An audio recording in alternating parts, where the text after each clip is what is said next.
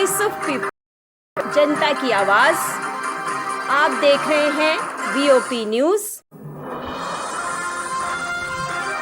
भाजपा हाय हाय, केंद्र सरकार हाय हाय।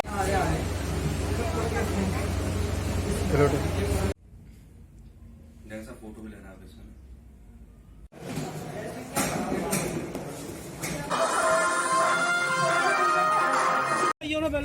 ये बहुत ही अनएक्सेप्टेबल है, निंदनीय है। ये वो लोग हैं जिन्होंने हमारे सैनिकों, भाजपा देशद्रोहियों का सम्मान करना बंद करो, बंद करो, बंद करो। भाजपा राष्ट्रवादियों का अलगाववाद समर्थक भाजपा, हाय हाय, केंद्र सरकार हाय। अलगाववाद समर्थक भाजपा, अलगाववाद समर्थक भाजपा, देशद्रोही भाजपा, राष्ट्र विरोधी भाजपा, केंद्र सरकार। देखिए, जिस तरीके से मिलिटेंट्स के लिए पॉलिसीज एक के बाद एक बीजेपी की सरकार में अनाउंस की गई, पैंथर्स पार्टी उनकी कड़ी मजम्मत करती है। अभी हाल में ये खुलासा हुआ है कि मिलिटेंट्स के परिजनों को स्कॉलरशिप देती रही है ये सरकार, और 2019-20 में भी 1559 लोगों को स्कॉलरशिप मिली है। भारतीय जनता पार्टी में सबसे ज्यादा स्कीमें जो हैं वो बनी है मिलिटेंटों को अपीज करने के लिए। पहले तो 11,000 के करीब पत्थरबाजों की रिहाई की गई। यही भारतीय जनता पार्टी की सरकार कहती थी कि पत्थरबाज पाकिस्तान के पेड एजेंट्स हैं और जब उनकी सरकार आएगी तो इनको सलाखों के पीछे डाला जाएगा, देशद्रोह का मुकदमा चलाया जाएगा। उनको भी छोड़ दिया गया।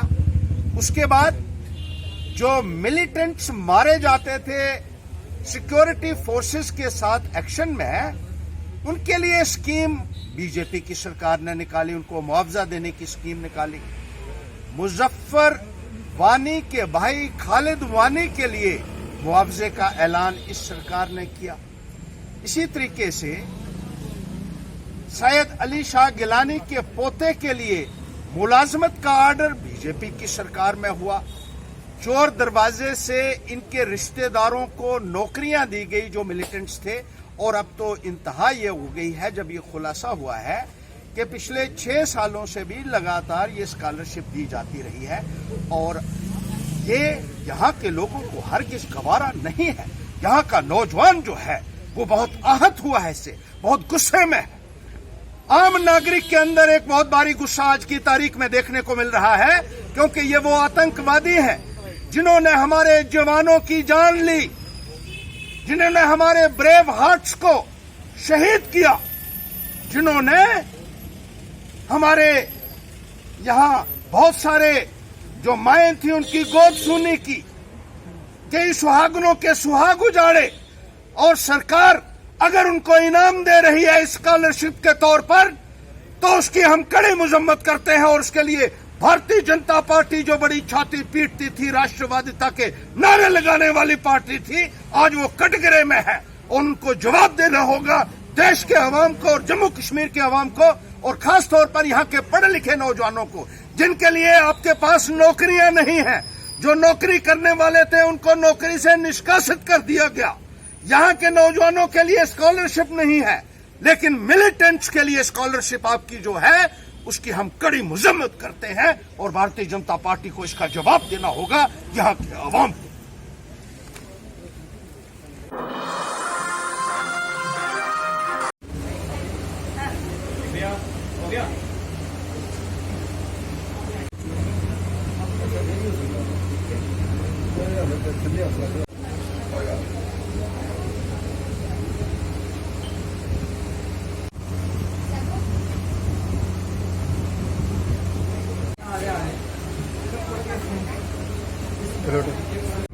जी सर, बताएं जो आज का यहाँ पे प्राइज वगैरह देंगे। वार्ड नंबर 47 में हमारे यहाँ पर जो 10वीं की परीक्षा में बच्चे पास हुए हैं और जिन्होंने बहुत अच्छे नंबर लिए हैं, आज हमारी यहाँ की कारपोरेटर श्रीमती शारदा जी ने उन बच्चों को सम्मानित करने के लिए मुझे यहाँ बुलाया है। हमारे साथ विवेक जी, हमारे साथ दलवीर जी और अनिल जी और बाकी सभी साथी यहाँ पर मौजूद हैं। तो मुझे लगता है कि इस तरह से बच्चों को प्रोत्साहन दे करके एक अच्छा मैसेज आता है। मुझे उम्मीद है कि बच्चे इसी तरह से अपनी पढ़ाई में मेहनत करते रहेंगे और समाज के लिए, देश के लिए, परिवार के लिए अपना नाम रोशन करेंगे। जी शारदा कुमारी 1247 की पार्षद हूँ। मैं अपने फॉर्मर डिप्टी सीएम जी का मैं बहुत ही धन्यवाद करती हूँ जिन्होंने इतनी गर्मी में भी अपना कीमती वक्त निकाल कर हमारे भाऊ फोर्ट में आकर, जो हमारे भाऊ फोर्ट के जितने भी बच्चे 10वीं में अच्छे अंक लेकर पास हुए हैं, तो उनको ये सम्मानित करने के लिए हमारे साथ आए हैं। मैं उनको बहुत धन्यवाद करती हूँ और मैं अपने बच्चों पर मुझे बहुत ही गर्व है कि मुझे बड़ी खुशी हो रही है कि हमारे छोटे छोटे बच्चे हैं वो पहली बार ही मैट्रिक से पास हो रहे हैं। और मैं अपने अनिल जो हमारे 47 नंबर वार्ड के ही हैं, हमारे कार्यकर्ता हैं, ये बच्चों को ट्यूशन वगैरह पढ़ाते हैं। मैं इनका बहुत ही धन्यवाद करती हूँ। बच्चों को अच्छे तरीके से पढ़ा रहे हैं, सभी बच्चे अच्छे तरीके से पास हो रहे हैं। और मैं आगे भी यही करती हूँ कि ये बच्चियाँ मैट्रिक पास है आगे अच्छे तरीके से पास होए और अपना अगला भविष्य बनाए। जय हिंद।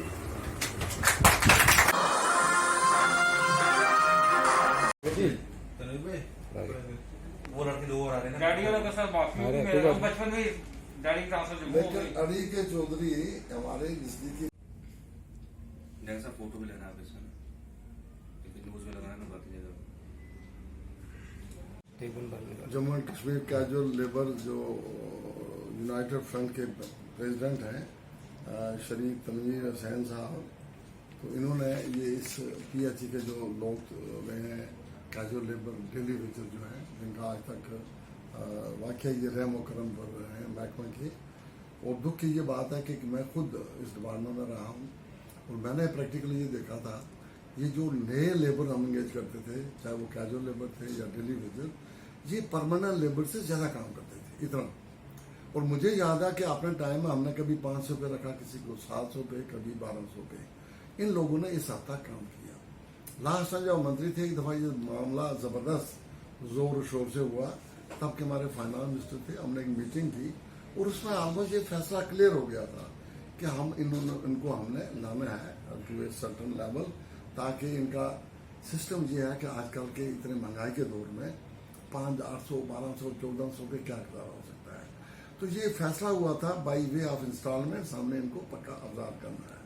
तो बड़ी ज़रूरी बात थी, बल्कि मुझसे भी जहाँ हो सकता था, मैं हमेशा इस इंटरेस्ट में रहा हूँ, क्योंकि मैं इस महकमे में रहा हूँ, मुझे हमदर्दी भी है, हमारे अपने बच्चे भी हैं। तो मुझे ज़्यादा दिलचस्पी इस से रही कि हमारे हाथों के, मैंने उधमपुर में नौकरी की है, मैंने कठुआ में की है, पुंछ में की है, तो मेरा तल्लक तकरीबन हर जगह रहा है अपने इन बच्चों से, लोगों से। तो जिस ढंग से ये मेहनत करते रहे हैं, हमें चाहिए कि इनकी बातों को उस स्टेज पे जितना जल्दी हो सके ले जाएं, ताकि इनका सिलसिला भी, जो आजकल हमारी पॉलिसी है, सेंटर की पॉलिसी है, स्टेट की पॉलिसी है, कि आए दिनों में जो लोगों के मुश्किलात हैं हम हल करने जा रहे हैं। तो ये लोग तो ऑलरेडी दरबदर हैं कितने सालों से, 10 साल 15 बार, और कुछ तो अवरे हो गए हैं। अब मैं कहता हूँ ये एक इंसानी मामला है, ये इंसानी मामला समझते हुए मेरी जो अपने लेवल पे है, और मुझे उम्मीद है कि मैं कुछ दिनों में ऑनरेबल एलजी साहब से मिलूंगा और ये इन्होंने मुझे दिया, मैं स्पेशली अपनी तरफ से जो है वो कोशिश करूंगा। और जिस लेवल पे मुझे और भी हुआ, मैं ईमानदारी कहता हूँ कि मुझे वाकई बल्कि दुख है इस बात का कि इस हद तक ये लोग डिजर्व करने के बावजूद जो है वो आज तक इससे डिप्राइव रहे हैं। मेरी इंतहा पार्टी फोरम पे भी मैं ज़रूर बात करूंगा, मैं उनसे भी जो मुमकिन होगा, हमारे जो वहाँ हेड हैं हमारे स्टेट के, चाहे वो प्रेसिडेंट साहब होंगे, चाहे हमारे ऑर्गेनाइजर सेक्रेटरी साहब हैं, मैं उनसे, वो भी तो इंटरेस्टेड हैं, मुझे पता है, हमेशा उन्होंने बयान भी दिए हैं। मैं इनका ये जो एप्लीकेशन आई है, मेमोरेंडम आया है, ये मैं उनसे भी स्पेशली तौर पर रिकमेंड भी कराऊंगा। और मैं जब एलजी साहब से अलग मिलूंगा, मुझे मिलना है, कुछ और मामले भी हैं हमारे लोगों के, उस बारे में स्पेशली ये मेरा टॉप एजेंडे पे रहेगा। तो खुदा करे, ये मुझे खुद खुशी है, हमारे अपने बच्चे हैं, किसी आसान थोड़ा करना है। मुझे इससे बड़ी क्या खुशी होगी कि इन लोगों का जो है एक सिलसिला है, किसी ट्रैक पे आ जाए, जो आजकल के माहौल में इन्हें काम करने के बावजूद ज़्यादा मोस्ट सफर।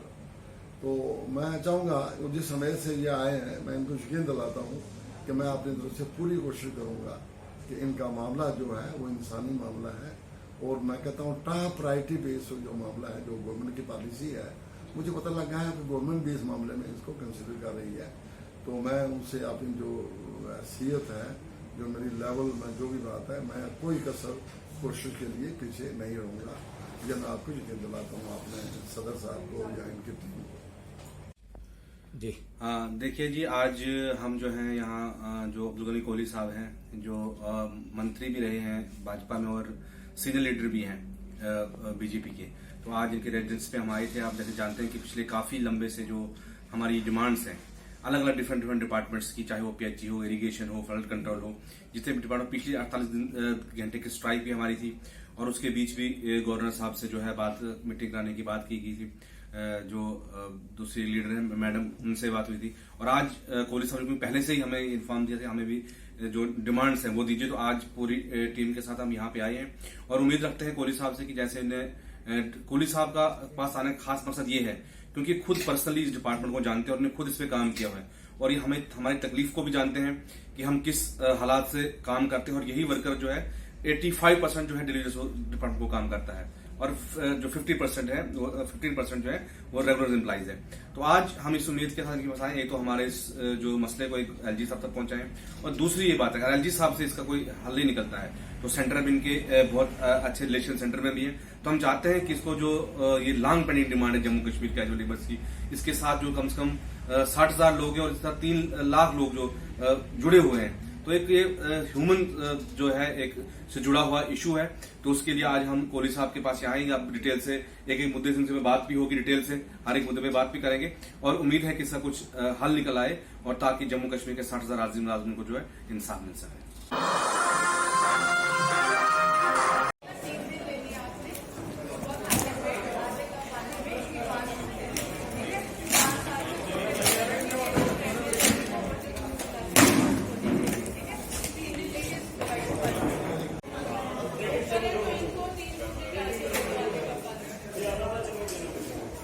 जी आपका नाम? मेरा नाम ओपी मल्होत्रा है, मैं मल्होत्रा ब्रादरी का एडवाइज़र हूँ और यहाँ पर जो आज कैंप लगा हुआ है ये एक्चुअली आयुष की तरफ से उनके साथ कोलैबोरेशन करके आगे भी हमने एक कैंप पहले भी लगवाया है ब्रावा पैलेस शक्तिनगर में। उसका जब हमने रिस्पांस देखा तो उसी के तौर पर हमने सोचा कि एक और कैंप लगवाया जाए, तो आज हमने ये चौधरी में अपने मंदिर में एक कैंप लगवाया है और ये डॉक्टर साहब जो है उनका बहुत अच्छी कोऑपरेशन रही और लोगों का रिस्पांस भी बहुत रहा और हमने देखा कि कम से कम इस वक्त तक 400 से 500 आदमी आ चुके हैं जिनको तो हमने दवाइयाँ दे दी हैं और हम उनको ये लोग सभी एडवाइज कर रहे हैं, अवेकनिंग कर रहे हैं कि कैसे कैसे इस हालात से हमने गुजरना है, ये दवाइयाँ कैसे इस्तेमाल करनी है और लोगों को बहुत फायदा हो रहा है इसका और हम चाहते हैं कि ऐसे ही कैंप और भी हम लगवाएंगे, कोशिश करेंगे, हो सकता है रिसेंट जल्दी ही एक कैंप और भी सैनिक कॉलोनी में अरेंज करेंगे। Thank you.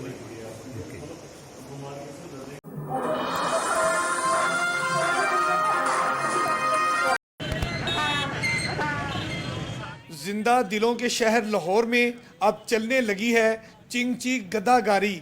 जी हाँ, इस गदागारी में लाहौरी लड़कियां बड़े शौक से सफर करती हैं। इनका कहना है कि इस पर बैठकर टांगे का मजा भी आता है और चिंची का भी। बहुत मजा आया और इस गधे ने हमें टांगे की याद ताज़ा करवा दी है। बाइक की जगह पे गधा लगाना पड़ा है और ये जो चिंची अब ये गदागारी की चिंची बन चुकी है। पेट्रोल की कीमत अभी इनको कम करनी चाहिए वरना यही कुछ ही होगा जो आज हो रहा है, गधा ही बांधेंगे लोग आगे गाड़ियों में। बहुत सुकून है और इससे जो गधे वाले हैं उनको भी रोजगार इससे जो है वो मिलता है। चिंची गदागारी चलाने वाले मेहनत कश कहते हैं कि चिंची को रवां दवां रखने वाली मोटरसाइकिल ही नहीं पेट्रोल भी बहुत महंगा है, जबकि चिंची गदागारी का गधा भी सस्ता और इसकी खुराक भी। 100 रुपये का राशन खाता, उसमें मैं 500 का पेट्रोल डलवाता था, मुझे कुछ नहीं शाम को प्रभावित होती। इसमें मैं 1000-1200 शाम को ले जाता हूँ, मैं बहुत खुश हूँ। चिंची गदागारी वाले इसलिए भी खुश हैं कि उनकी ट्रैफिक चालान से भी जान छूट गई। कहते हैं कि ट्रैफिक पुलिस के पास गधे का चालान करने का कोई कानून ही मौजूद नहीं। पेट्रोल की कीमत क्या बढ़ी, चिंची चलाने वाले ने मोटरसाइकिल की जगह गधा बांध लिया। कहता है कि गधे की घास पेट्रोल से सस्ती पड़ती है। कैमरामैन मोहम्मद सादिक के साथ अमीन हफीज, जियो न्यूज, लाहौर। बोलिए। This is the school? Yes, ma'am. School no. Yes. How dare you are making video in this? नहीं, आप मुझे सिर्फ इतना बताइए कि गवर्नमेंट का कोई नोटिस नहीं है कि हमको ट्रांसपोर्टेशन भी देना है, एनुअल भी देना है और ट्यूशन फी भी देना। आप मुझे बस ये बोलिए। नहीं, हम आपको बताते हैं। हाँ, बताइए। आप अप्रैल मंथ में फी नहीं दी, मई मंथ में नहीं दी, जून में नहीं दी। गवर्नमेंट का कहीं पे भी कोई नोटिफिकेशन नहीं है कि आपको 3 महीने का फी नहीं देना। ट्रांसपोर्टेशन के बारे में बोलिए। पूरी बात ओके, आपको जो वीडियो बनाना है बनाइए। ओके। और एक सेकंड,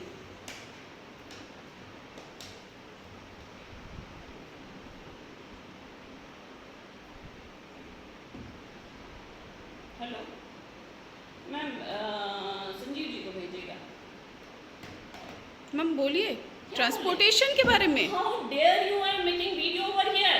क्यों मैम? नो मैम, आप ट्रांसपोर्टेशन के बारे में बोलिए। ट्रांसपोर्टेशन फी के बारे में हम जो बोल रहे हैं कि हमारा फ्यूल एक्सपेंसेस नहीं लगा है, हम 20% रिड्यूस किए हैं। ओके। और हम लोग वो लेंगे। बाकी सारा लेंगे। आप 2500 जो जोड़ रहे हैं, जीपीएस जोड़ रहे हैं, लाइब्रेरी जोड़ रहे हैं, लैब जोड़ रहे हैं, क्या आप वो लेंगे? यहाँ पे बैठ कर के वीडियो बना। बिल्कुल मैं बनाऊंगी, मैं बिल्कुल बनाऊंगी। क्यों नहीं बना सकती? बिल्कुल मैं बनाऊंगी, मैं बिल्कुल वीडियो बनाऊंगी। क्यों नहीं बनाऊंगी? जब गवर्नमेंट का ऑर्डर आया हुआ है, फिर आप इस तरीके से हम लोग को क्यों प्रेशराइज कर सकते हैं? क्यों नहीं? पर डे मुझे, हाँ बिल्कुल बिल्कुल बोले। नहीं दिया, बिल्कुल मैसेजेस है हमारे पास, कॉल्स है हमारे पास। यहाँ पे आके वीडियो बनाना। क्यों नहीं बनाऊंगी? नहीं, बिल्कुल पढ़ाना है तो ही तो। नहीं, मैं ये बोल रही हूँ कि मुझे ये जानना है कि क्यों आप लोगों ने Get out! No! Get out! Why you do like this? Get out!